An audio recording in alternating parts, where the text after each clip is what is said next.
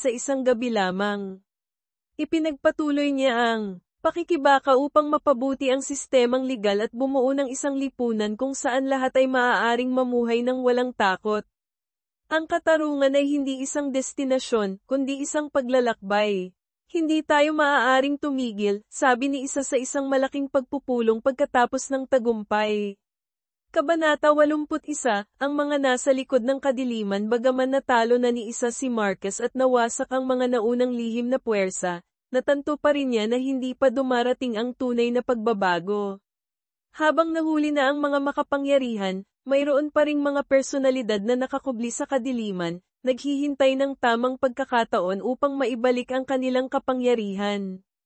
Isang araw, habang nakikipagpulong si isa sa kanyang grupo ng mga tagapayo tungkol sa mga proyektong panlipunang reforma, nakatanggap siya ng tawag mula kay Rafael. Mayroon tayong seryosong problema. Isang napakalihim na grupo ang nagsimulang kumilos muli. Hindi ko alam kung sino sila, ngunit pakiramdam ko ay sinusubukan nilang agawin ang mga bagay na ating itinayo. Nang marinig ito ni isa, nakaramdam siya ng malabong pag-aalala. Ganoon kabilis silang nakabangon. Hindi natin sila pwedeng hayaang samantalahin ang pagkakataong ito. Kailangan natin silang matagpuan bago pa sila makapag-organisa muli. Kung hindi, manganganib ang mga bagay na itinayo mo, babala ni Rafael. Napapikit si isa, nagtatanong sa sarili kung kaya pa ba niyang harapin ang mga hamong ito. Ngunit sa huli, nagpasya siyang hindi sumuko. Hahanapin natin ang mga taong ito, at muli, tatalunin natin sila.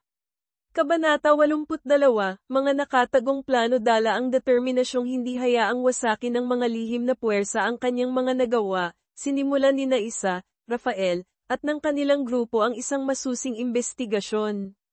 Kailangan nilang mangalap ng impormasyon tungkol sa lihim na grupong ito, alamin kung sino ang nasa likod nito at kung ano ang kanilang tunay na layunin. Sa buong proseso ng imbestigasyon, natuklasan ni isa na ang mga taong ito ay hindi lamang simpleng nagnanais na bawiin ang kapangyarihan ng pamilya de la Cruz, kundi mayroon silang mas malalaking plano. Lihim nilang minamanipula ang malalaking negosyo, mga politiko, at maging ang mga non-governmental organizations na tinulungan ni isa. Kailangan nating kumilos ng mas mabilis, sabi ni isa habang tinitingnan ang mga bagong nakalap na impormasyon. Kung hindi, kokontrolan nila ang buong ekonomiya at politika na sinubukan nating muling itayo. Kabanata 83, ang lihim na pagsisiyasat. Dala ang determinasyong ilantad ang mga nasa likod ng kadiliman, nagpasya si isa na magsagawa ng malawakang imbestigasyon sa lahat ng ugnayan at organisasyong kinokontrol ng lihim na grupong ito. Hindi lamang nila tatamaan ang mga institusyong pinansyal kundi kailangan din nilang harapin ang mga may impluwensya sa mundo ng politika, kung saan patuloy pa ring umiiral ang mga ilegal na transaksyon.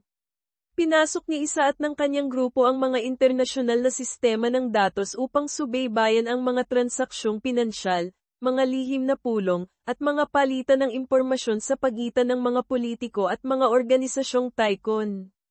Humarap din sila sa malalaking panganib dahil ang kaaway ay laging isang hakbang na malapit sa likuran, handang umatake anumang oras. Ngunit hindi tumigil si isa. Nakakalap siya at ang kanyang grupo ng sapat na impormasyon upang ilantad ang malalaking pakana na isinasagawa ng lihim na grupong ito. Alam niyang isang hakbang na lamang at tuluyan na nilang wawasakin ang sistemang tawoli na itinayo ng grupong ito. Kabanata 84, patungo sa mapagpasyang pagsalakay. Hawak ang lahat ng mahahalagang impormasyon, nagpasya si isa na isagawa ang huling pagsalakay. Lahat ay detalyadong naplano, mula sa pangangalap ng ebidensya, hanggang sa pagsasapubliko ng impormasyon sa media at sa mga internasyonal na ahensya ng imbestigasyon. Isang gabi, tumayo si isa sa harap ng silid pulungan, kung saan inihanda niya at ng kanyang grupo ang mga dokumento para sa paglalantad. Ito na ang ating huling pagkakataon, sabi niya sa kanyang pangkat. Kailangan nating gawin ang lahat ng mabilis at tumpak. Isang pagkakamali ang magpapawala sa ating lahat. Naging malakas at mabilis ang pagsalakay. Nakakalap si isa at ang kanyang grupo ng sapat na kinakailangang dokumento at ipinadala ang mga ito sa mga internasyonal na ahensya ng imbestigasyon. Kasabay nito, isinapubliko ang impormasyon sa publiko, inilalantad ang buong madidilim na pakana ng lihim na grupo.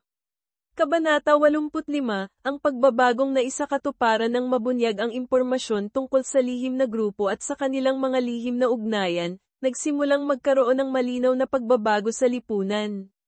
Malakas na pumasok ang mga awtoridad, inuusig ang mga sangkot sa mga ilegal na gawain.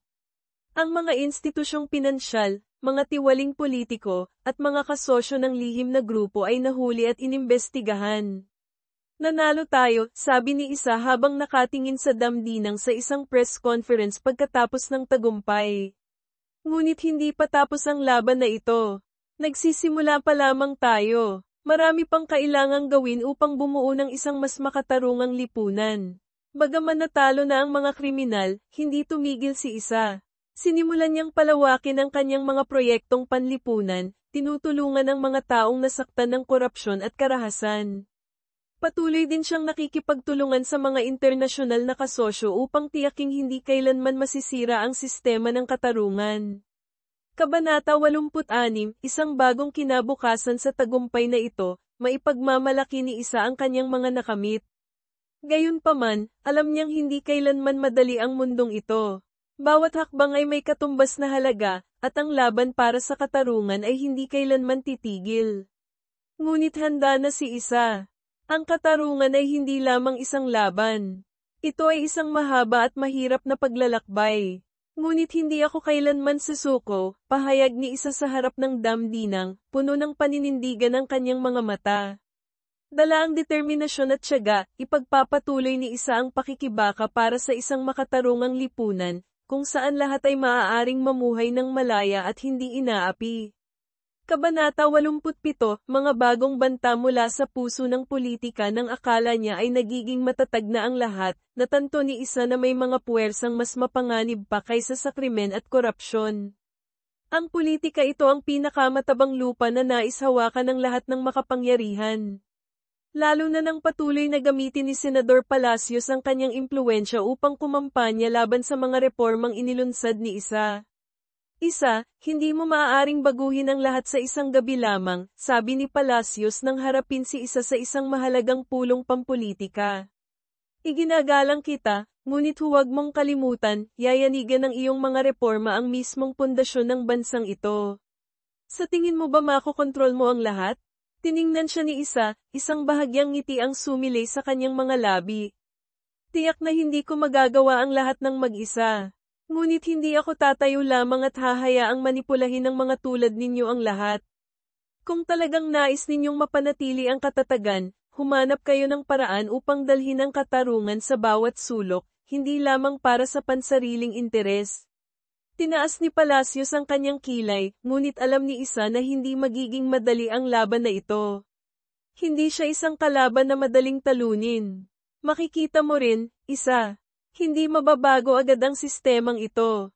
At minsan, kailangan mong malaman na hindi lahat ay maaaring mapanalunan sa pamamagitan ng katwiran. Sumagot si isa, matigas ang tingin. Kung gayon, hindi mo ako kilala. Ipagpapatuloy ko ang pakikipaglaban hanggang sa tunay na magbago ang sistemang ito. Kabanata 88, paghahanap sa nagmamanipula dala ang mga presyon mula kay Palacios at sa mga politikong nais protektahan ang kanilang interes, alam ni isa na kailangan niyang maging mas malakas pa. Paunti ng paunti ang kanyang mga kaalyado sa mga organisasyong panlipunan at pampolitika, ngunit determinado pa rin si isang hanapin ang pagbabago. Nagpasya siyang alamin at harapin ang isang misteryosong tao na nasa likod ni Palacios at ng mga pagtutol na ito. Si Nadia Torres, isang malaking pangalan sa mundo ng pananalapi at politika, ay tahimik na sumusuporta kay Palacios at gumagamit ng lahat ng paraan upang mapanatili ang kanyang kapangyarihan. Isa, huwag kang magpalinlang sa kanya. Hindi madaling kalaban si Nadia. Siya ang nagmamanipula ng lahat ng pakana sa kadiliman, babala ni Rafael nang matuklasan nila ang tungkol sa mga lihim na ugnayan ni Nadia. Hindi maaaring hayaan ni isa na mapunta ang lahat sa kamay ng mga taong tulad ni Nadia. Alam niyang kung hindi niya mahahanap ang nasa likod, mabubura muli ang lahat ng kanyang ipinaglaban.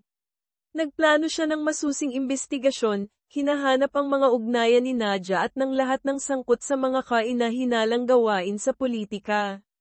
Kabanata 89, lihim na patibong mabilis na pinasok ni Isa at ng kanyang grupo ang impormasyong pinansyal at pampolitika ni Nadia.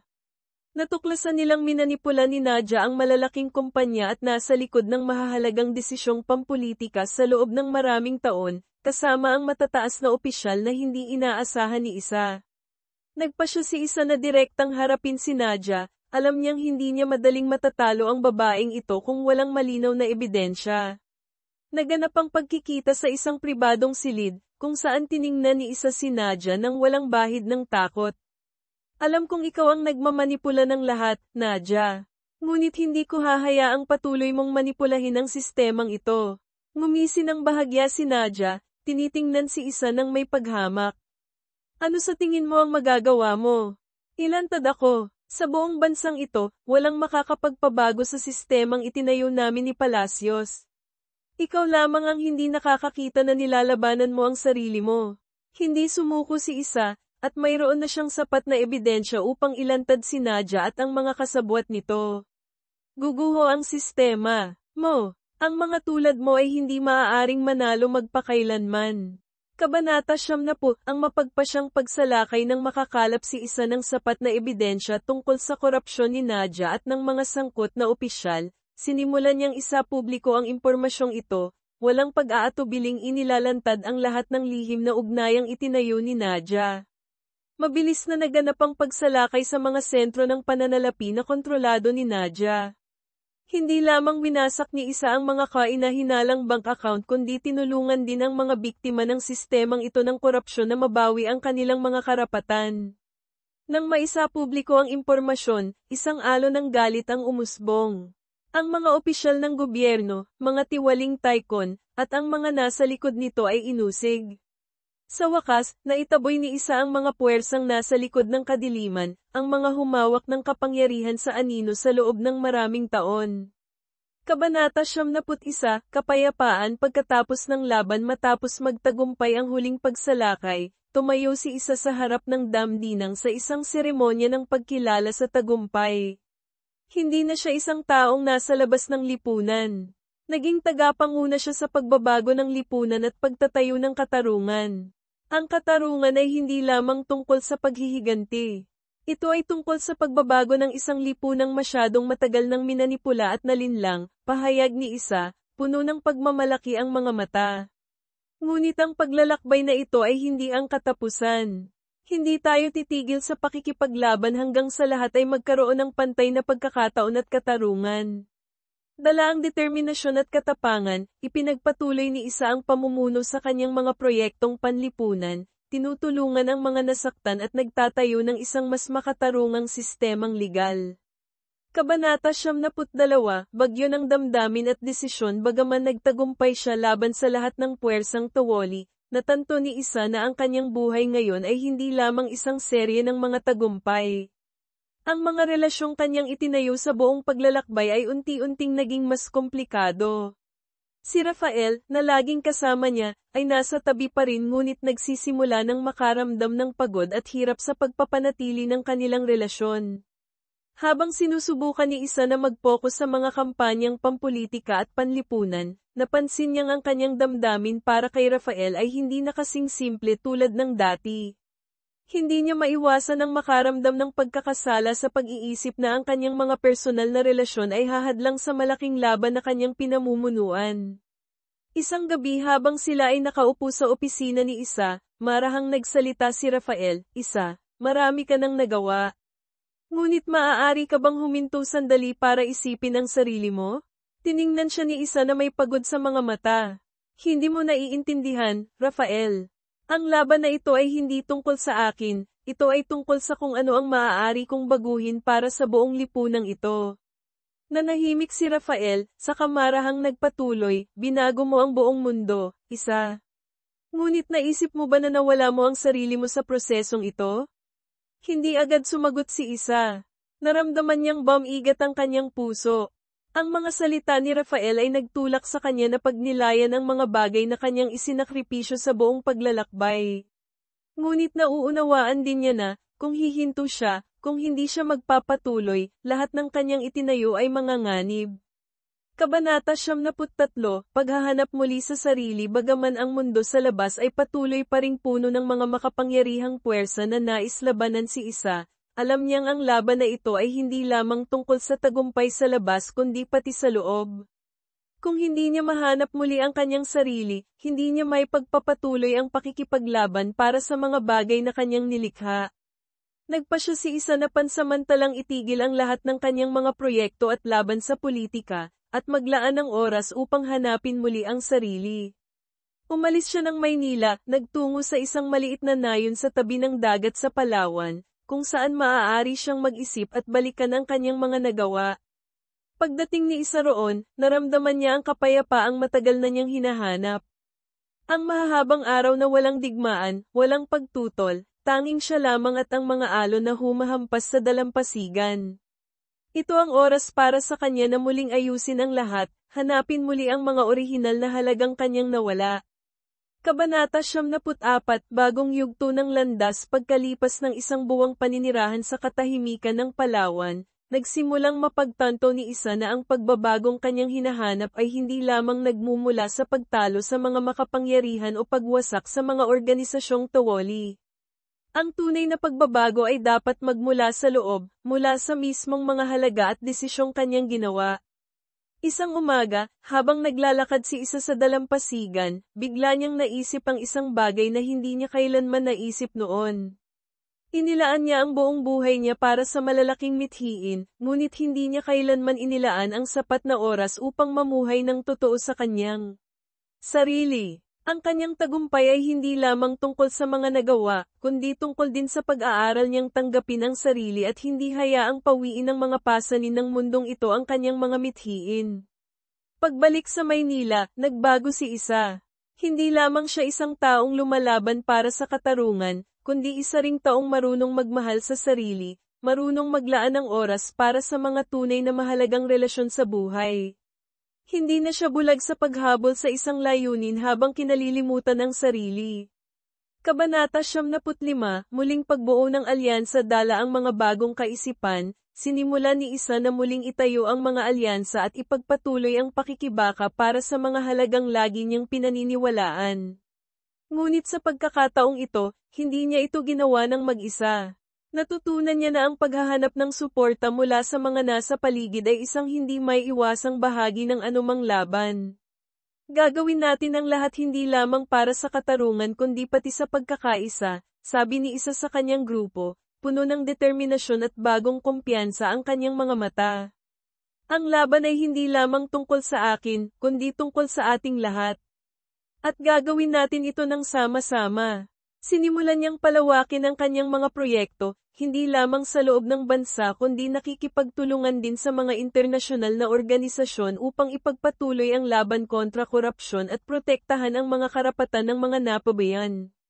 Kabanata 76, Bagong laban. Hindi lamang lumalaban si isa para sa katarungan, kundi para sa isang kinabukasang walang manipulasyon at kawalan ng katarungan. Sa tulong ng mga bago at lumang kaalyado, nakalikha siya ng isang malakas na kilusang panlipunan, na hindi lamang tumutulong sa mga mahihirap kundi tinutulungan din silang muling itayo ang kanilang buhay. Ang katarungan ay hindi isang destinasyon, kundi isang proseso, pahayag ni isa sa isang press conference. Hindi natin mababago ang lahat sa isang gabi lamang. Ngunit kung magpapatuloy tayo sa pagiging matyaga at hindi sisuko, magbabago ang mundong ito.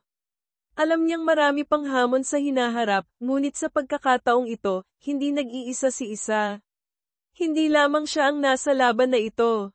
Mayroon siyang isang malakas na komunidad, isang matatag na alyansa, at isang malinaw na pananaw para sa hinaharap. At higit sa lahat, natagpuan na niya muli ang kanyang sarili. Kabanata 77, Bagyo sa politika. Alam ni isa na bagaman nagsisimula ng magbago ang lipunan, hindi lahat ay sang-ayon sa mga reformang kanyang ipinatupad. Ang mga makapangyarihang puwersa sa politika at ekonomiya ay nariyan pa rin at hindi kailanman madaling sumusuko. Isang umaga, habang nakikipagpulong si isa sa kanyang grupo ng mga tagapayo tungkol sa mga proyektong panghinaharap, nakatanggap siya ng impormasyon na si Palacios, na dati niyang nakaharap, ay nakakuha ng malaking suporta mula sa mga politiko sa oposisyon. Nagplano silang gumanti at humanap ng paraan upang baligtarin ang mga patakarang inilunsad ni Isa. Hindi mo sila pwedeng hayaang manalo. Hindi titigil si Palacios at ang kanyang mga kaalyado, sabi ni Rafael nang makatanggap ng impormasyon mula sa mga direktor ng komunikasyon. Nagkagatlabi si Isa, determinado na hindi hayaang sirain nila ang kanyang mga nagawa. Kailangan natin ng bagong estratehiya. Ang isang digmaang pampulitika ay hindi maaaring umasa lamang sa pagwasak sa kanilang imperyong pinansyal. Kailangan natin ng mas malaking suporta mula sa publiko. Kabanata 78, ang labanan sa politika nagpasya si Isa na hindi lamang makilahok sa mga negosasyon sa mga internasyonal na organisasyon kundi bumuo rin ng isang pampublikong estratehiya upang harapin si Palacios at ang kanyang mga kaalyado. Nagpasya siyang mag-organisa ng serye ng mga pambansang talakayan at seminar upang ilagay ang mahahalagang isyu tungkol sa reforma at katarungan sa sentro ng lipunan. Sa tulong ni Isabel at ng mga kaalyado mula sa mga organisasyong panlipunan, sinimulan ni Isa ang isang malaking kampanya sa media, na naglalayong makuha ang atensyon ng publiko sa mga isyong may kinalaman sa korupsyon, kawalan ng pagkakapantay-pantay sa lipunan, at reformang pampulitika. Ang katarungan ay hindi karapatan ng isang grupo lamang, kundi ng lahat, pahayag ni Isa sa isang direktang talakayan kasama ang mga mamamayan.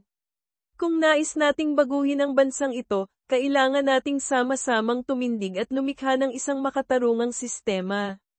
Walang tigil niyang binigyang diin ang kahalagahan ng transparency at pananagutan sa gobyerno, kasabay ng panawagan sa lahat na makilahok sa paparating na halalan, kung saan maaari nilang pagpasyahan ang tunay na pagbabago. Kabanata 79, Bagong Alyansa. Habang patuloy na nakakatanggap ng malakas na suporta mula sa mga mamamayan ang kampanya ni Isa, nagsimula rin siyang bumuo ng karagdagang mga estratehikong alyansa sa mga bagong leader sa Kongreso at sa mga leader sa ibang mga organisasyong panlipunan. Ang mga ugnayang ito ay naging mahalagang puwersa upang harapin ang malakas na pagtutol mula sa mga puwersa sa politika at negosyo. Isa sa mga bagong mahalagang kasosyo ni Isa ay si David Solis, isang bagong usbong na leader sa oposisyon, ngunit ang taong ito ay walang pansariling ambisyon sa kapangyarihan kundi nais lamang tiyakin na maisa sa katuparan ang pagbabago. Magkasama silang nagplano upang isulong ang mas malalim pang mga reforma. Maaari nating baguhin ang bansang ito, ngunit kung tunay na maiintindihan ng lahat na hindi madaling dumarating ang pagbabago, sabi ni David kay Isa sa isang pulong. Ikaw ang namumuno sa kilusang ito, at susuportahan kita. Naramdaman ni Isa na muling nabuhay ang kanyang tiwala at pag-asa. Hindi na siya nag-iisa sa laban na ito. Handa nang lumaban ang mga bagong kaalyado para sa iisang kinabukasan, at alam ni Isa na kasama sila, magagawa niya ang mga bagay na dati ay tila imposible.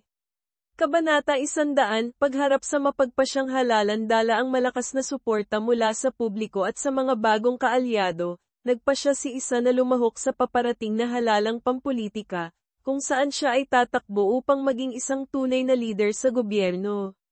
Ito ang mapagpasyang yugto sa karerang pampulitika ni Isa, at ang pagkakataon para sa kanya na ipagpatuloy ang mga reformang lagi niyang pinapangarap.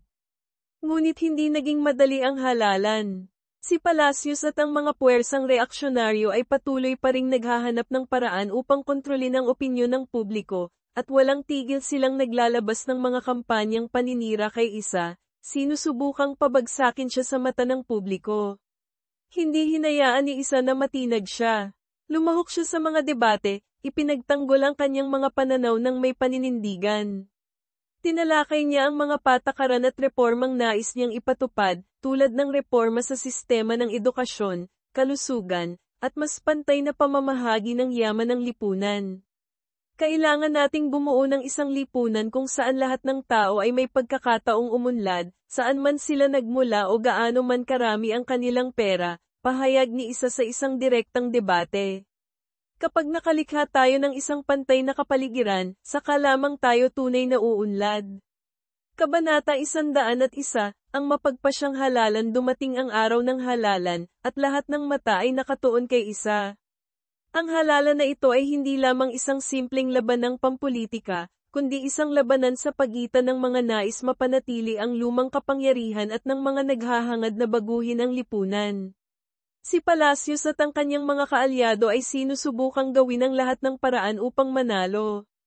Ngunit hindi madaling sumuko si Isa. Mayroon siyang malakas na suporta mula sa mga mamamayan at sa mga luma at bagong kaalyado. Inanunsyo ang huling resulta, at malaki ang panalo ni Isa. Nalampasan niya ang lahat ng kalaban, hindi lamang dahil sa lakas ng pananalapi kundi dahil din sa kanyang katapatan at determinasyon. Kabanata 102, bagong kinabukasan sa tagumpay na ito, opisyal na pumasok si Isa sa larangan ng politika. Hindi lamang siya isang nagwagi sa laban kontra korupsyon at kawalan ng katarungan, kundi ngayon maaari na niyang isakatuparan ang mga reformang lagi niyang pinapangarap. Napatunayan niya na, bagaman mahirap at puno ng hamon ang mundo, ang katarungan sa huli ay mananaig pa rin. Ngunit alam ni Isa na, bagaman nakamit niya ang malaking tagumpay, nagsisimula pa lamang ang kanyang paglalakbay. Tayo ay magtatayo ng isang lipunan kung saan ipinapatupad ang katarungan, at walang sino man ang kailangang magdusa sa kawalan ng katarungan, pahayag ni Isa sa kanyang panunumpa sa tungkulin. Ang kwento ni Isa ay magpapatuloy habang sinisimulan niyang ipatupad ang kanyang mga patakaran, harapin ang mga hamon at walang tigil na pakikibaka upang mapanatili ang isang mas makatarungang lipunan. Kabanata 103, masasakit na desisyon ng manungkulan si Isa, natanto niyang hindi madaling baguhin ang isang sistemang matagal nang umiiral. Ang mga bahagi ng gobyerno na kanyang nilabanan upang reformahin ngayon ay naging isang malaking hamon. Ang mga dating opisyal, ang mga tuwali at naghanap ng paraan upang yumaman ng hindi makatarungan mula sa kapangyarihan, ngayon ay hindi madaling tanggapin ang pagbabago. Isa sa mga unang desisyon na kinailangang gawin ni Isa ay ang paglutas sa mga problema sa sistema ng edukasyon at kalusugan. Ang dalawang larangang ito ay napabayan sa loob ng maraming taon, at alam ni Isa na kung hindi ito agad na malulutas, hindi makakaunlad ng tuloy-tuloy ang lipunan. Ano ang dapat mong gawin para mabago ang mga bahaging ito? Tanong ni Rafael sa isang pribadong pagkikita, habang hinaharap ni Isa ang mga ulat sa pananalapi ng gobyerno. Lahat ng mga opisyal na ito ay may lihim na ugnayan sa mga pribadong organisasyon, lalabanan ka lang nila. Nagkagatlabi si Isa, matatag ang loob na hindi umatras. Hindi na tayo maaaring maghintay pa. Magsisimula ako sa pagbabawas ng korupsyon sa industriya ng kalusugan at edukasyon. Babaguhin ko ito ng paunti-unti, magsisimula sa maliliit ngunit praktikal na mga proyekto. Kabanata 104, pagsalakay ng mga tumututol ilang buwan lamang matapos ipatupad ang mga reforma, nakatanggap si Isa ng balita na ang mga tumututol sa loob ng gobyerno ay nagsimula ng muling mag-organisa ng mga pag-atake upang pabagsakin ang kanyang mga patakaran. Si Senador Palacios at ang mga dating kaalyado ay nakipagtulungan sa malalaking institusyong pinansyal upang bigyan ng presyon ang gobyerno at ang mga namumuno sa mga pampublikong ahensya. Akala mo ba mababago mo ang lahat? Hindi mo naiintindihan, Isa, sabi ni Palacios sa isang lihim na tawag. Hindi mababago ang sistemang ito dahil lamang sa iyong mga dakilang mithiin. Babalik ang lahat sa dati. Hindi natinag si Isa. Kailangang magbago ang sistemang ito, Palacios. At gagawin ko iyon. Walang makakapigil sa akin, sagot niya, matigas ang boses. Nagsimulang magplano si Isa upang harapin ang pagtutol na ito. Alam niyang kung hindi niya sila haharapin agad, walang magiging pagkakataon para sa mga reforma sa hinaharap. Kabanata 105, bagong alyansa at espesyal na ugnayan upang harapin ang malakas na pagtutol. Nagpasya si Isa na bumuo ng isang mas malakas na alyansa kasama ang mga bagong leader sa politika at lipunan, mga taong may kaparehong mithiin at pananaw tungkol sa isang makatarungang lipunan. Nagsimula rin siyang makipagtulungan sa mga internasyonal na organisasyon upang isulong ang malawakang reforma sa pampublikong patakaran at pananalapi. Sa panahong ito, natanto rin ni Isa ang isang mahalagang bagay, bagaman mayroon siyang matatag na mga kaalyado. Ang pagpapanatili ng ugnayang ito ay nangangailangan ng maraming pag-unawa at husay. Nakipagkita siya kay David Solis na tumulong sa kanya sa kampanya sa halalan upang talakayin kung paano lapitan ang mga komplikadong isyu sa Kongreso. Hindi natin maaaring hayaang sirain ng mga nasa kadiliman ang lahat, sabi ni David sa kanilang pagkikita. Kung nais nating lumayo pa, kailangan nating bumuo ng iisang patakaran, at iparamdam sa mga tao ang tunay na pagbabago. Tumango si isa. Salamat sa iyo, David. Alam kong kung hindi tayo magtutulungan ng mahigpit, walang mararating ang lahat. Kabanata 106, mga bagong labanan ng isip. Bagaman nanalo si isa sa halalan at nakagawa na ng malalaking hakbang sa pagbabago ng bansa, hindi kailanman madali ang mga labanan ng isip sa larangan ng politika. Ang mga pagpupulong sa Kongreso ay naging matitinding labanan sa pagitan ng mga paksayon. Bawat desisyon ay kailangang maingat na kalkulahin dahil isang pagkakamali ay maaaring sumire sa lahat. Sa isang espesyal na pulong, sinimulang talakayin ni na isa, David, at ng kanilang mga kaalyado ang mga proyektong reforma sa edukasyon at kalusugan. Ito ay isa sa pinakamahalagang proyekto na nais niyang ipatupad agad, ngunit kinailangan niyang harapin ang malakas na pagtutol mula sa mga mambabatas ng oposisyon. Sa tingin mo ba tatanggapin ng lahat sa gobyerno ang mga pagbabagong ito? Tanong ng isang mambabatas mula sa oposisyon. Hindi natin maaaring hayaang ganap na kontrolin ng gobyerno ang mga industriyang ito. Sisirain niya ng sistema ng ekonomiya ng bansa. Kalmadong sumagot si isa, ang ginagawa ko ay reforma, hindi pagsira. Kung hindi tayo kikilos ngayon, iiwan natin ang isang hindi makatarungang bansa para sa susunod na henerasyon. Bagaman nakaranas ng malakas na pagtutol, hindi sumuko si isa. Alam niyang walang madaling daan kapag tumitindig ka para sa katarungan. Kabanata 107, ang katotohanang nabunyag habang nagaganap ang maigting na labanang pampulitika, nakatanggap si isa ng mahahalagang balita mula sa isang mapagkakatiwalaang mapagkukunan. Isang grupo ng mga opisyal sa gobyerno, mga taong dating sumusuporta sa kanyang mga reforma, ay lihim na nakipagkasundo sa mga organisasyong tawoli upang pigilan ang mga bagong patakaran. Hindi nagulat si isa. Alam niyang sa isang lipunang puno ng katiwalian tulad nito, laging may mga handang ipagbenta ang kanilang konsensya para sa pansariling interes. Ngunit sa pagkakataong ito, hindi ito maaaring hayaan ni isa. Nagpasya siyang isapubliko ang impormasyon at ilantad ang mga taksil. Kinabukasan, nag-organisa si isa ng isang malaking press conference, isinapubliko ang lahat ng impormasyong kanyang nakalap. Ang mga tiwaling pangalan at mga taksil na politiko ay malakas na binatikos at napilitang magbitiw. Kabanata 108, isang bagong kabanata ng buhay ng malantad ang lahat ng taksil, ipinagpatuloy ni isa ang kanyang gawain ng reforma. Bagaman may mga hamon, walang tigil na pagtutol, nauunawaan niyang hindi madaling dumarating ang tunay na pagbabago. Sa wakas, nakapagtayo si isa ng isang matatag na pundasyong pampulitika, isang mas makatarungan at pantay na lipunan ang unti-unting nabubuo. Walang tigil siyang nagtatrabaho para sa mga mahihina, at lahat ng kanyang ginawa ay hindi lamang para baguhin ang bansa, kundi para lumikha ng isang kinabukasan kung saan lahat ay may pagkakataon. Dala ang isang bahagyang ngiti at mga matang puno ng determinasyon. Tumingin si isa sa hinaharap, alam niyang hindi pa tapos ang kanyang paglalakbay. Patuloy siyang lalaban para sa katarungan, para sa isang lipunan kung saan lahat ay maaaring mamuhay ng malaya at pantay. Kabanata 109, ang pinakabagong kaaway. Bagaman natalo na ni isa ang mga lumang puwersa, hindi nagtagal matapos niyang makamit ang huling tagumpay, isang bagong banta ang lumitaw. Si Alexis Torres, isang kilalang bilyonaryo sa industriya ng teknolohiya at isa sa malalaking kalaban ni isa, ay pumasok sa politika na may ibang estratehiya. Hindi tulad ni Palacios, hindi sumali si Alexis sa mga lihim na pakana o korupsyon, kundi ginamit niya ang kanyang imahe bilang isang reformista, isang bagong leader na maaaring iligtas ang bansa mula sa manipulasyon. Hindi maiwasan ni isa na magduda sa kanyang mga motibo. Bagaman mukha siyang taga-suporta ng katarungan, alam ni isa na sa mundong ito, madaling malinlang ng anyo ang mga tao.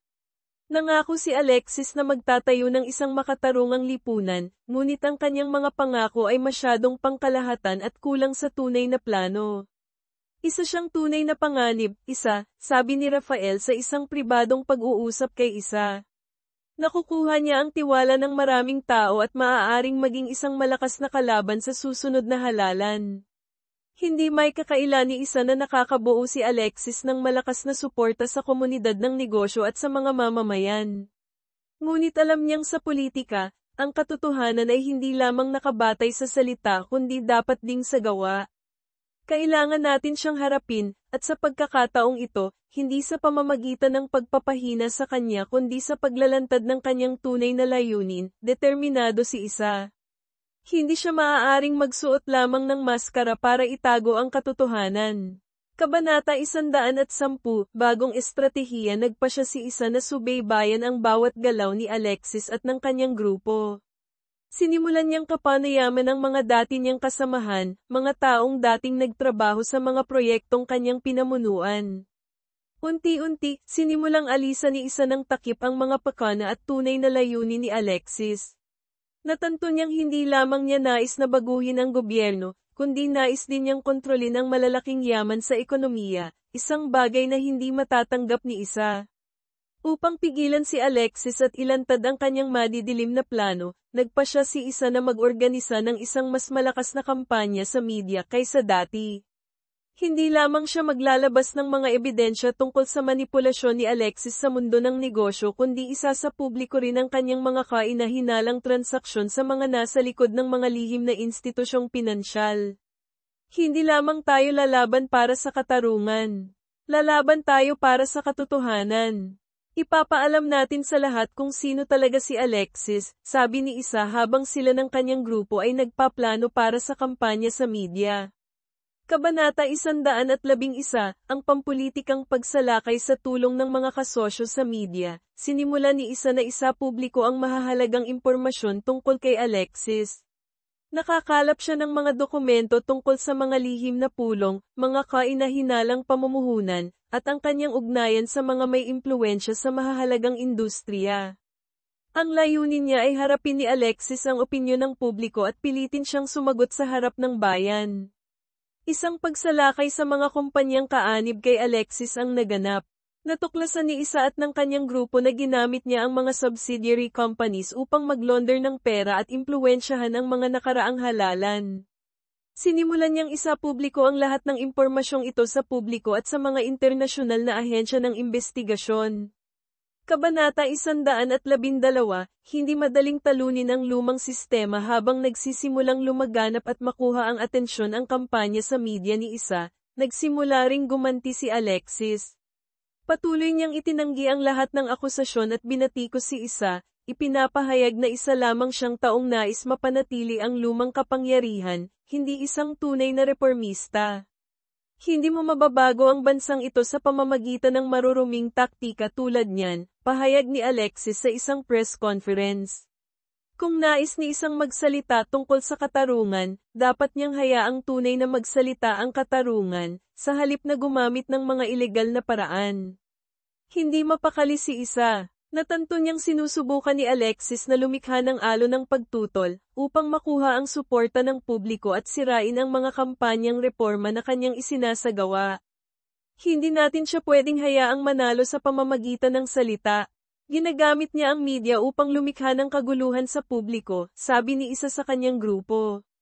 Kailangan nating gamitin ang mismong impormasyon at katotohanan upang lumaban. Kabanata 113, Ang mapagpasyang pagtutuos sa wakas, direktang nagharap sina isa at Alexis sa isang live na debate sa telebisyon. Ito ang pinakamalaking labanan ng isip sa pagitan nilang dalawa, kung saan bawat salita, bawat sagot ay maaaring magbago sa takbo ng laban. Hindi lamang hinarap ni isa ang mahihirap na tanong mula sa mga kalaban sa politika kundi kinailangan din niyang direktang sagutin ang mga akusasyong ibinato ni Alexis tungkol sa pag-abuso niya sa kapangyarihan. Gayunpaman, dala ang kanyang tapang at masusing paghahanda, na patunayan ni isa na ang mga akusasyon ni Alexis ay pawang walang batayan. Hindi tayo maaaring magpatuloy na mamuhay sa isang lipunan kung saan ang mga tulad ninyo pa rin ang may hawak ng kapangyarihan, sabi ni isa sa debate. Hindi ako narito upang ipagtanggol ang isang lumang rehimen na aking nilabanan upang wasakin. Narito ako upang ipagtanggol ang isang kinabukasan kung saan garantisado ang katarungan at karapatan ng lahat ng tao. Naipaunawa ni isa sa publiko ang kanyang layunin, ang mga tunay na reformang kanyang isinusulong. Sa huli, nagtapos ang debate na nakatanggap si isa ng malakas na suporta mula sa iba't ibang sektor ng mamamayan at mga lider sa politika. Kabanata 114, ang paglalakbay na hindi patapos dala ang tagumpay sa debate at ang suporta mula sa publiko, ipinagpatuloy ni isa ang malalaking reforma sa gobyerno. Bagaman may mga pagtutol mula sa mga makapangyarihang puwersa, alam niyang tama ang kanyang ginagawa. Sa bawat hakbang, lalong lumalapit si isa sa kanyang layunin.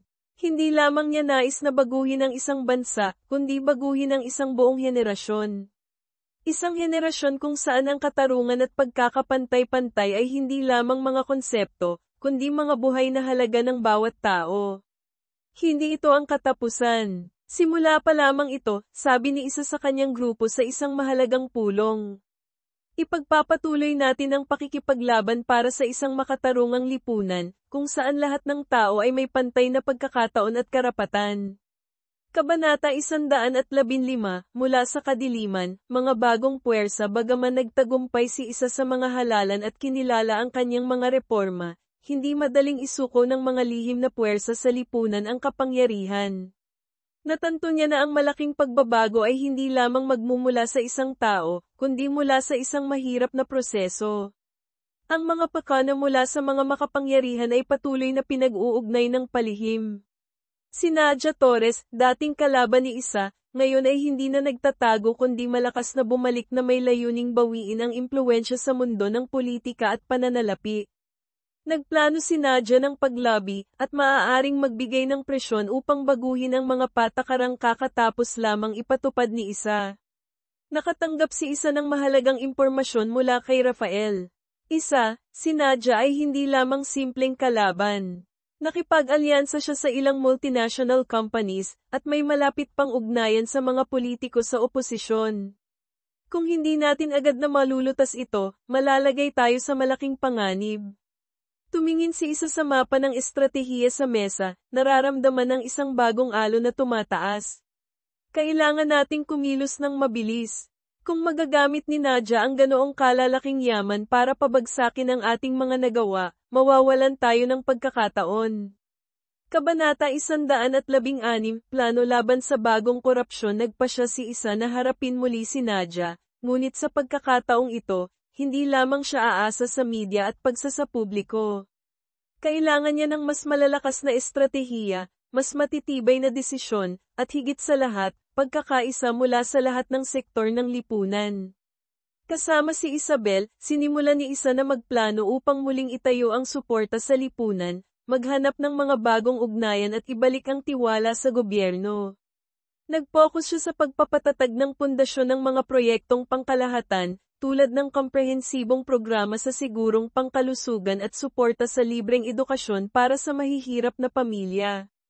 Ang mga proyektong ito ay makakatulong na bawasan ang pagkakahati-hati sa lipunan at ibalik ang tiwala ng mga tao sa gobyerno. Hindi lamang tayo lumalaban sa isang kalaban. Lumalaban tayo para sa tiwala ng mga taong nagtiwala sa atin, sabi ni isa habang sila ni Isabel ay nagtatalakayan tungkol sa mga bagong estratehiya. Tiyakin natin na bawat desisyon, bawat hakbang ay para sa kapakanan ng lipunan. Kabanata 117, paglikha ng malakas na puwersang panlaban. Hindi lamang umasa si isa sa mga talakayan o kampanya sa media upang lumikha ng pagbabago. Alam niyang upang talunin si Nadia at ang mga taksil, kailangan niya ng isang malakas na puwersang panlaban mula sa loob ng pamahalaan at sa labas ng lipunan.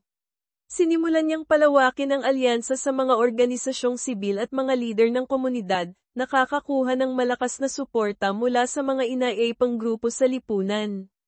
Nakipag-ugnayan din siya sa mga internasyonal na organisasyon upang tiyaking hindi may tatago ang mga korupsyon, mga pakana ni Nadia at ng kanyang mga kasosyo. Sa tulong ng mga internasyonal na organisasyon, naglunsad si isa ng isang malakas na kampanya ng inspection sa mga pamumuhunan ng mga kumpanya at individual na kaanib kay Nadia. Kailangan nating patunayan na hindi may tatago ang katotohanan, sabi ni isa sa kanyang grupo. Hindi lamang ito, investigasyon. Kailangan nating ilabas ang lahat ng impormasyong ito sa liwanag upang makamit ang katarungan. Kabanata 118, Bagong pagtutuos nang magsimulang maisapubliko ang mga ebidensya at mahahalagang impormasyon tungkol kay Nadia, isang direktang paghaharap ang naganap. Malakas na gumanti si Nadia, ginamit ang lahat ng kasangkapan sa media, legal, at politika na mayroon siya upang labanan si Isa. Bawat pulong sa Kongreso, bawat protesta, ay naging lugar kung saan walang tigil na naghaharap sina Isa at Nadia. Ang labanan ay hindi lamang naganap sa mga silid-pulungan, kundi pati sa media, kung saan sinusubaybayan ng publiko ang bawat galaw ng dalawang panig.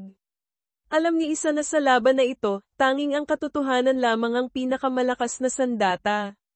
Ito ay laban ng kung ano ang tama at makatarungan, hindi ng kompromiso, sabi ni Isa sa isang press conference. Hindi ko hahayaang patuloy na dominahin ng korupsyon ang bansang ito. Kabanata 119, ang sistemang panghukuman ay nireporma dala ang suporta mula sa publiko at sa mga kaalyado sa pamahalaan, ipinagpatuloy ni Isa ang pagpapatupad ng malalakas na reforma.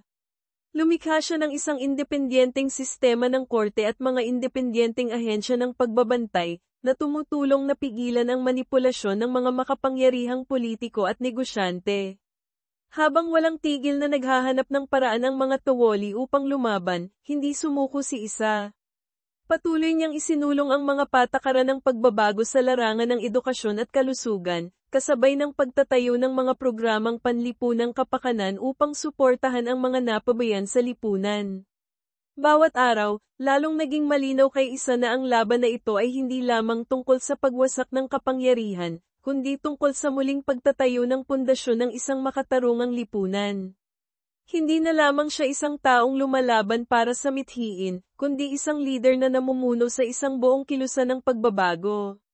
Kabanata 120, ang kinabukasang itinatayo sa bawat hakbang, lalong nararamdaman ni Isa na binabago niya ang bansang ito, hindi lamang sa pamamagitan ng lakas ng katarungan kundi pati na rin sa pamamagitan ng tiyaga at pagmamahal. Lumikha siya ng isang lipunan kung saan bawat individual ay may pagkakataong umangat at mamuhay ng isang buo at makatarungang buhay.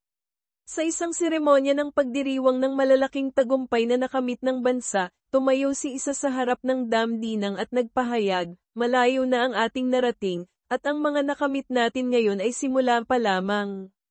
Hindi pa tapos ang laban, ngunit kung magpapatuloy tayo sa pagiging matyaga, lilikha tayo ng isang maliwanag na kinabukasan para sa lahat.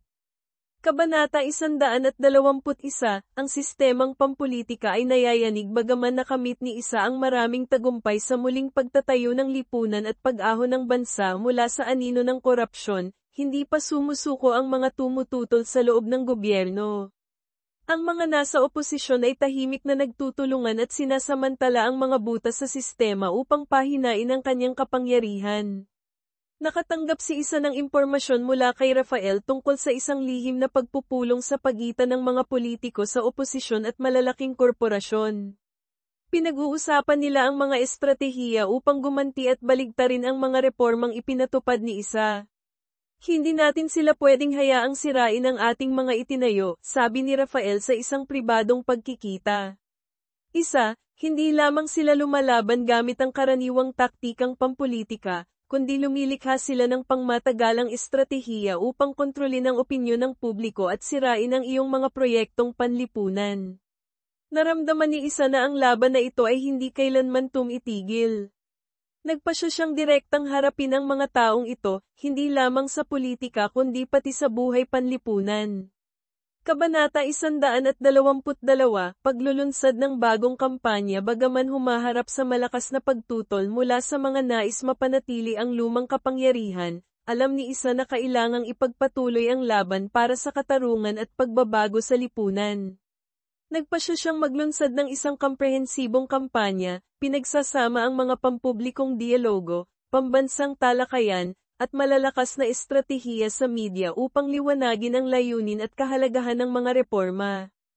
Hindi natin maaaring hayaan ang isang maliit na bahagi ng lipunan na hadlangan ang lahat ng ating itinayo, sabi ni isa sa isang pagkikita kasama ang kanyang grupo. Ang katarungan ay karapatan ng lahat ng tao. Ipagpapatuloy natin ang pakikipaglaban para dyan. Kasama sina Isabel at Rafael, sinimulan ni isa ang pagtatatag ng mga komperensya kasama ang mga lider ng komunidad, mga organisasyong panlipunan, at mga kilalang aktivista. Nauunawaan niyang, upang baguhin ang lipunan, kailangan niya ng malawakang suporta mula sa lahat ng antas ng mamamayan. Kabanata 123, Bagong Alyansa at mahihirap hula ang ugnayan. Habang malakas na ipinapatupad ang kampanya ni isa, natuklasan niyang hindi lahat ng kanyang mga kaalyado sa pamahalaan ay ganap na sumusuporta. Ang ilan ay nagsimulang umatras o nanatiling tahimik lamang sa harap ng pagtutol mula sa malalaking puwersa. Kailangan niyang patatagin ang kanyang alyansa at ibalik ang tiwala mula sa mga laging kasama niya. Muling nakipagkita si isa kay David Solis, ang leader ng isang partido sa oposisyon, na kanyang nakasama sa buong kampanya sa halalan. David, kailangan nating maging mas malakas pa, sabi ni isa habang nakaupo sila kaharap ni David sa isang pribadong coffee shop. Kung hindi natin poprotektahan ang mga reformang ito, masisira ang lahat. Hindi ko ito magagawa ng mag-isa. Tumango si David, puno ng pag-unawa ang mga mata. Hindi ka kailanman nag-iisa sa laban na ito. Gagawin natin ang lahat ng kailangan upang ipagtanggol ang katarungan. Nagpasya silang bumuo ng bagong alyansa, pinagsasama ang mga lider panlipunan at pampulitika upang ipagpatuloy ang pagsusulong ng mga reforma, lalo na sa mga larangan ng edukasyon, kalusugan, at legal. Gayunpaman, nauunawaan din nilang hindi madaling sisuko ang mga nasa likod ng mga lihim na pakana. Kabanata 124, ang mapagpasyang pagsalakay ng maramdaman ni isa na narating na ng pagtutol ang sukdulan. Nagpasya siyang paigtingin ang kanyang kampanya sa pamamagitan ng paggamit ng serye ng mga mapagpasyang aksyon. Maglalabas siya ng mga bagong patakaran upang suportahan ang mga mamamayan, kasabay ng pagpapatatag sa mga reformang panlipunan na kanyang naisakatuparan. Naghanda siyang mag-organisa ng isang malaking protesta na may partisipasyon ng milyon-milyong mamamayan sa buong bansa upang ipakita ang lakas at pagkakaisa ng lipunan. Hindi lamang tayo lalaban sa mga reaksyonaryong politiko kundi lalaban din para sa isang makatarungang lipunan. Bawat hakbang natin ay dapat na mapagpasyang hakbang, pahayag ni isa sa kanyang grupo. Naging matagumpay ang protesta ng higit pa sa inaasahan.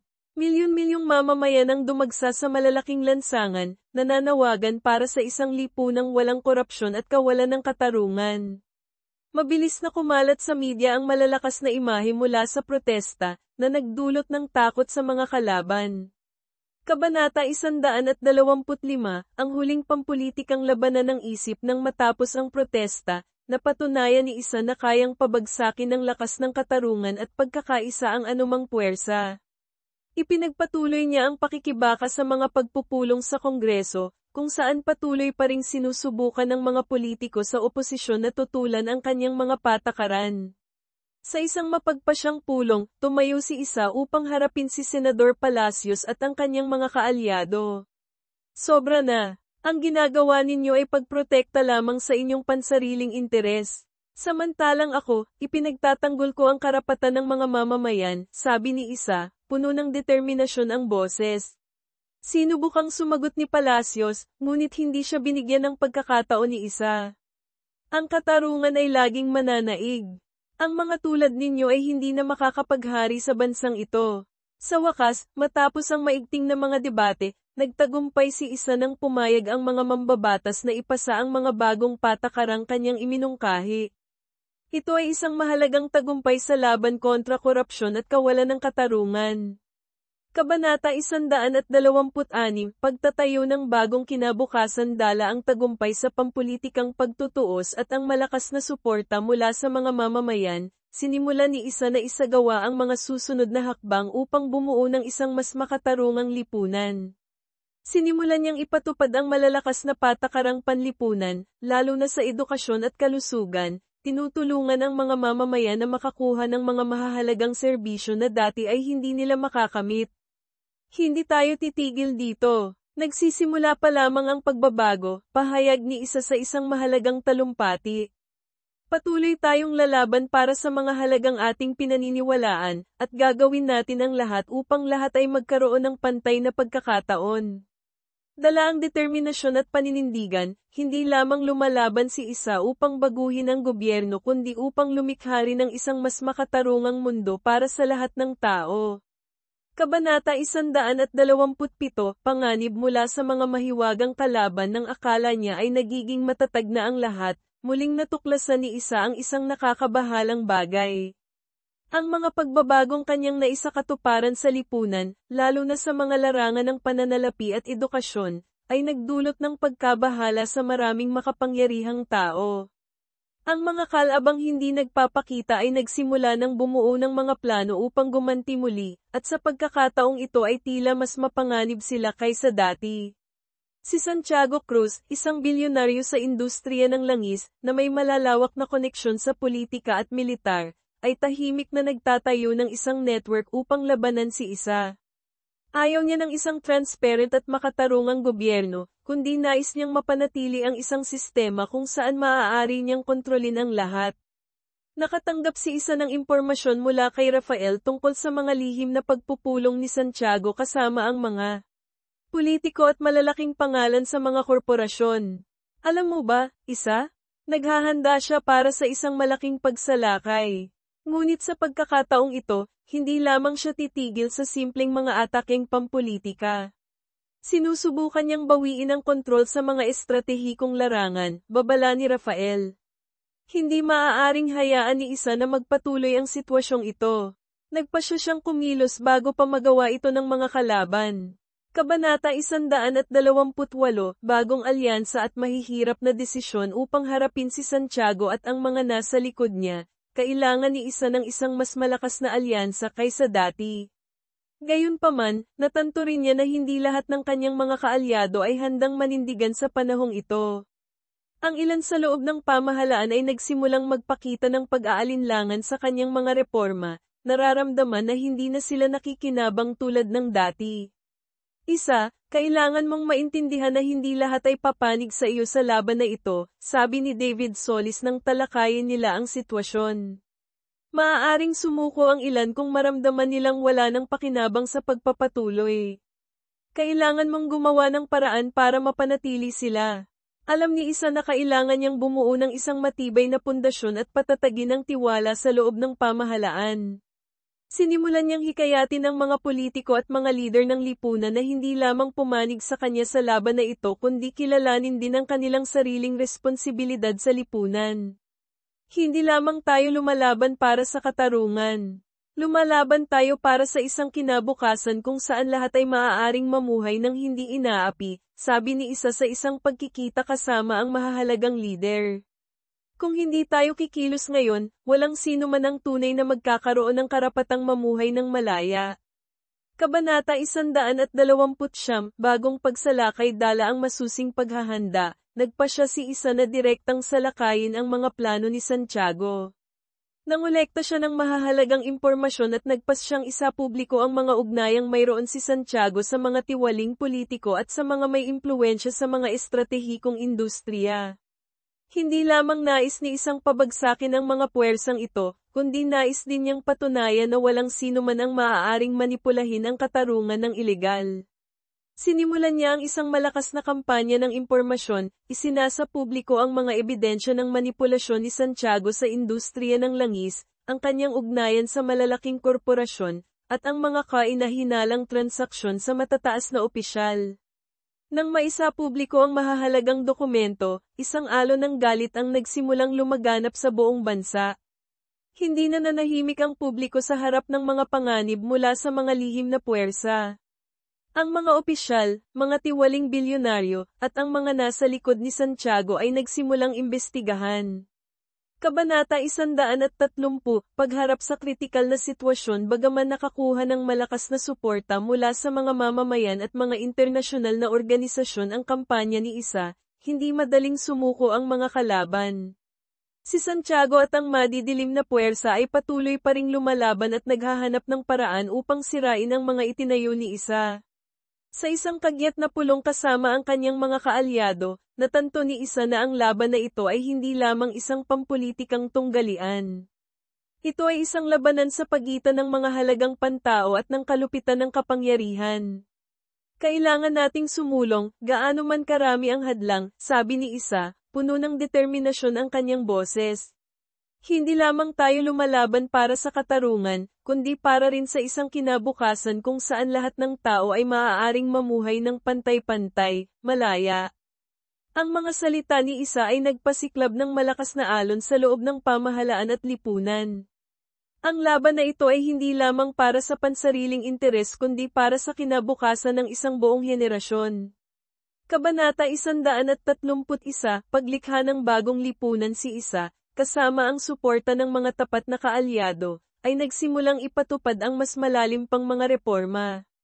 Ang mga patakaran sa edukasyon, kalusugan, at panlipunang seguridad ay mabilis na ipinatupad, tinutulungan ang mga mamamayan na madaling makakuha ng mga mahahalagang serbisyo at binabawasan ang pagkakahati-hati sa lipunan. Nagtatayo tayo ng isang lipunan kung saan lahat ay maaaring mamuhay ng makatarungan, hindi sa takot sa mga lihim na puwersa, pahayag ni Isa nang simulan ng ipatupad ang mga programa. Hindi lamang siya isang leader, kundi isang taong nagsisindi ng apoy ng pag-asa para sa mga mamamayan, isang taong laging matyaga sa laban para sa katarungan at pagbabago. Kabanata 132, Huling pagtutuos. Nagsimulang mapansin ni Isa na ang kanyang laban ay hindi lamang tungkol sa reforma kundi isa ring labanan ng buhay at kamatayan sa pagitan ng mga lumang puwersa at ng mga tunay na nagnanais ng pagbabago. Si Santiago at ang iba pang kalaban ay patuloy pa ring nagbibigay ng presyon sa kanyang gobyerno, ngunit alam ni Isa na ito na ang huling pagkakataon upang ganap na baguhin ang sistema. Tiningnan siya ni Rafael nang may pag-aalala, hindi natin maaaring ipagpatuloy ang larong ito ng walang hanggan, Isa. Kailangan nating maging mapagpas siya sa mga taong ito, hindi na sila hayaang magtago pa sa kadiliman. Tumango si Isa, matalim ang tingin. Hindi lamang natin babaguhin ang lipunan, kundi lilinisin natin ang bawat bahagi ng gobyerno. Lahat ay malalantad. Kabanata 133, Mapagpasyang pagsalakay. Nagplano si Isa ng direktang pagsalakay sa mga institusyong pinansyal at mga opisyal sa politika na may kaugnayan kay Santiago.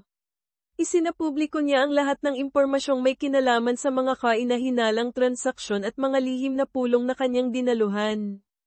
Ang malakas na pagsalakay na ito ng impormasyon ay hindi lamang yuminig sa opinyon ng publiko kundi nagtulak din kay Santiago na harapin ang hindi pa nararanasang pagsisiwalat. Hindi natin maaaring hayaang patuloy na manipulahin ng mga taong ito. Kailangan nilang magbayad, sabi ni Isa nang maisapubliko ang mga ebidensya ng kanyang korupsyon. Kabanata 134, Alyansa. Mula sa masa ng salakayin si Santiago, lumikha si Isa ng isang malakas na alyansa kasama ang mga grupong panlipunan at mga politikong may impluwensya. Ang mga kaisa ni Isa ay sama-samang nagpahayag ng pagtutol sa manipulasyon ng malalaking korporasyon at mga tiwaling politiko. Nagkakaisa sa iisang layunin, napilitan nilang pag-isipang muli ang mga kalaban. Hindi natin maaaring patuloy na hayaang kontrolin ng mga tawoli ang bansang ito, sabi ni David Solis nang magkita ang kanilang grupo upang talakayin ang susunod na hakbang. Kailangan nating bawiin ang kapangyarihan mula sa kamay ng mga nagsamantala sa kapangyarihan para sa pansariling interes. Kabanata 135, Pagkakaisa. Sa ilalim ng pamumuno ni Isa dala ang malakas na suporta mula sa mga grupong panlipunan, nagpasya si Isa na mag-organisa ng isang malakihang pambansang protesta, kung saan lahat ng antas ng lipunan ay magpapahayag. Ang protestang ito ay hindi lamang pagtutol sa mga tawoli kundi isang deklarasyon din tungkol sa isang makatarungang lipunan na matiyagang itinayo ni Isa. Hindi ito tungkol sa akin. Ito ay tungkol sa ating lahat, pahayag ni Isa mula sa plataporma. Ang isang makatarungang lipunan ay malilikha lamang kapag tayong lahat ay sama-samang tumindig. Kabanata 136, Huling hatol. Matapos mailantad ang mga ebidensya ng korupsyon at pakana ni Santiago, isang malawakang imbestigasyon ang binuksan. Opisyal na sinimulan ng gobyerno na bawiin ang mga ilegal na ari-arian ng mga taksil at ibalik sa mga mamamayan ang nararapat sa kanila. Si Isa, na muling nakatayo sa plataporma, ay may pagmamalaki habang tinitingnan ang resulta ng laban na kanyang matiyagang ipinaglaban. Darating ang tunay na pagbabago. Nakamit na ang katarungan, ngunit hindi pa tapos ang ating paglalakbay. Kabanata 137, isang tuloy-tuloy na kinabukasan dala ang mga bagong patakaran, unti-unting bumangon at malakas na umunlad ang bansa. Ganap na nireporma ang edukasyon at kalusugan, wala nang pagkakaiba sa pagitan ng mga antas ng lipunan. Si Isa, kasama ang kanyang pangkat, ay patuloy na nagsasagawa ng mga hakbang upang tiyakin ang pagiging tuloy-tuloy ng mga pagbabagong ito. Ang katarungan ay hindi isang destinasyon, kundi isang paglalakbay, sabi ni Isa habang patuloy na pinamumunuan ang bansa na may pusong puno ng determinasyon. Hindi kailanman naging madali ang lahat, ngunit ipagpapatuloy ko ang pakikipaglaban para sa isang mas magandang kinabukasan.